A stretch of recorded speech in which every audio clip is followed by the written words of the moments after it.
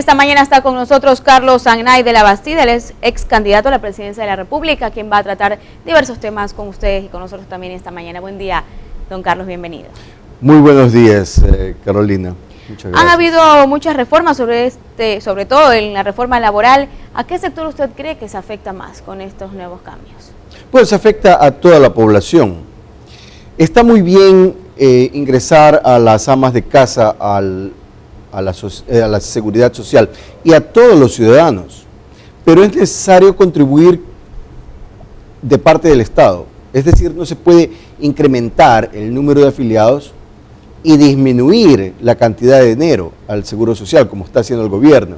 El gobierno habla de solidaridad, pero no hay solidaridad de parte del gobierno con los ciudadanos en general. Lo que quiere es transferir la cantidad de dinero de los afiliados actuales a los nuevos, cuando tiene que ser de parte del Estado.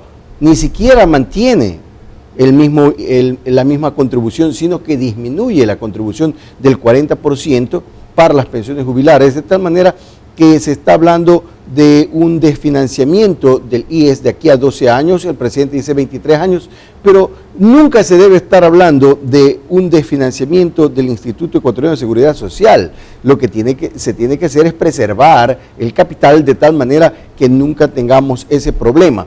En el año 2010 yo escribí muchos artículos con respecto a las inversiones del IES y decía que las inversiones que el IES tenía con el gobierno eran de altísimo riesgo y el gobierno emitió bonos específicamente para chantárselos al IES.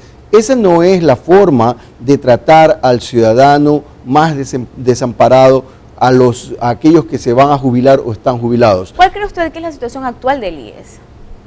Bueno, con esta disminución de sus ingresos, obviamente que es una situación muy precaria. El gobierno ha dicho que no le debe nada. Primero trata de desconocer ciertas deudas, pero no porque el presidente y el gobierno digan que no hay deuda, no hay deuda. La deuda existe, la deuda es de parte del Estado con el IES. Y así diga el gobierno que no hay, esa deuda existe, en primer lugar. En segundo lugar, dice que ya le han pagado todas las deudas. Esto no es completamente cierto, le han pagado con bonos, pero los bonos son deuda. Es decir, la deuda todavía existe hasta cuando los bonos expiren y el Estado tenga que devolver el dinero prestado. Es decir, los bonos son préstamos que otorgan, en este caso, el IES al gobierno actual. Pero lo raro aquí está en que se cree que los dineros del IES, que es de los afiliados, es para servir al gobierno que está en crisis, cuando se debe servir es al afiliado. El nivel de riesgo de los afiliados es y debe ser bajo riesgo, aunque se ganen pocos pocos intereses. Pero el presidente siempre ha dicho que las inversiones del IES con este gobierno son de alta rentabilidad y bajo riesgo. Eso es imposible, eso no existe, eso es una falsedad, una mentira. Aparte del IES, ¿usted cree que esta reforma tenga alguna ventaja? ¿O quiénes se beneficiarían de esto sobre todo? La ventaja está simplemente en que se está afiliando a nuevas personas, pero no habrá ventaja si es que no hay contribución de parte del Estado y el gobierno no tiene dinero para atenderlos. Es simple, en un espectro de afiliados se tienen la misma cantidad de hospitales, de camas, de enfermeras, de médicos para una cantidad mayor de afiliados. Entonces, sobre todo con las amas de casa, el tema que usted decía, se va a necesitar muchísima más atención. Por supuesto. Entonces, es elemental entender que la atención que ya es mala va a convertirse en una atención deficiente. También se habla de la creación del Consejo de Trabajo. ¿Cuál cree usted que serán las funciones? ¿Perdón? ¿De acuerdo? Se habla también de la creación del Consejo de Trabajo. Bueno, aquí con este gobierno se crean nuevas y nuevas funciones, nuevas y nuevas entidades públicas. Si es que es para producir, entonces está bien, pero vemos que la duplicación de entidades públicas que se ha tenido en este gobierno ha significado un incremento enorme de la función pública y por ende de los servidores públicos sin que se vea que haya una productividad. ¿Cree usted que funcionaría? Bueno, o sea, usted me está pidiendo que yo adivine. Lo que yo puedo hacer es juzgar por el pasado, cómo ha funcionado este gobierno. Este gobierno no es más que un gobierno termita, lo he dicho anteriormente. Es consumidor, no produce. Entonces, de acuerdo a eso, difícilmente podría tener un veredicto positivo, pero siempre hay que darle el beneficio de la duda y ver cómo funciona.